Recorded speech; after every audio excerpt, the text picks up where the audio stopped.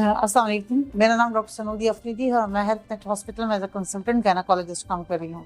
मेरी आज की वीडियो बनाने का मकसद है कि मैं आपको जुड़वा बच्चों की पैदाइश, जिसको हम अपनी ज़ुबान में कहते हैं ट्विन प्रेगनेंसी, उससे रिलेटेड जितने भी उसके मसाइल हैं उनको डिस्कस कर सकूँ। जब एक कपल को पता चलता है कि उनकी ट्विन प्रेगनेंसी है तो वो अपनी सेलिब्रेशन मनाना शुरू कर देते हैं और वो समझते हैं कि this is a blessing for them, कि वो बहुत खुशकिस्मत हैं। और हकीकत भी यही है कि वो खुशकिस्मती की बात है कि उनके जुड़वा बच्चों का हमल है। लेकिन साथ साथ में उनकी सेलिब्रेशन के साथ साथ उनको ये अंदाज़ा नहीं होता कि ट्विन प्रेगनेंसी में हामला ख़वातीन को कौन कौन से मसाइल का सामना करना पड़ता है।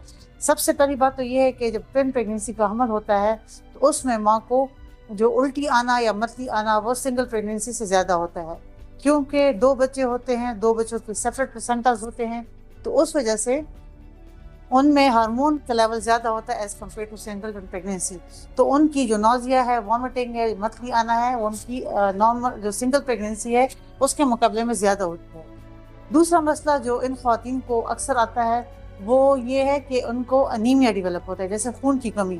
सिंगल प्रेगनेंसी में जो खून की कमी होती है वो इतनी ज़्यादा नहीं होती as compare to twin pregnancy, जिसकी वजह से इनको खून की कमी के जो असरात होते हैं, जैसे बदन में कमज़ोरी आना, वीकनेस फील करना, घर का काम काज ना कर सकना या सांस का ख़राब होना या फूलना शामिल है। लिहाजा इन अनीमिया की कमी को पूरा करने के लिए इनको खून लगाने की ज़रूरत पेश आ सकती है। तीसरा जो मसला है वो ये है कि प्रेगनेंसी एसोसिएटेड जो है ब्लड प्रेशर या शुगर का लेवल ज़्यादा होना, जिनको हम अपनी ज़ुबान में PIH या GDM कहते हैं।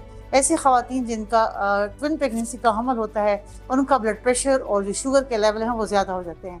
इस वजह से उनके PIH और GDM की जो कॉम्प्लिकेशन है वो डिवेलप कर सकती हैं।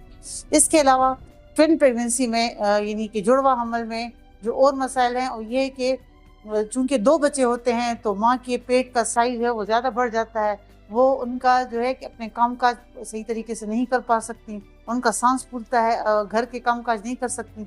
तो उसकी वजह यह है कि चूँकि दो बच्चे होते हैं और उनमें जब यूट्रस का साइज़ ज़्यादा होता है तो वक्त से पहले डिलीवरी, जिसको हम अपनी ज़ुबान में प्री टर्म डिलीवरी कहते हैं या प्री टर्म लेबर कहते हैं, वो भी शामिल है।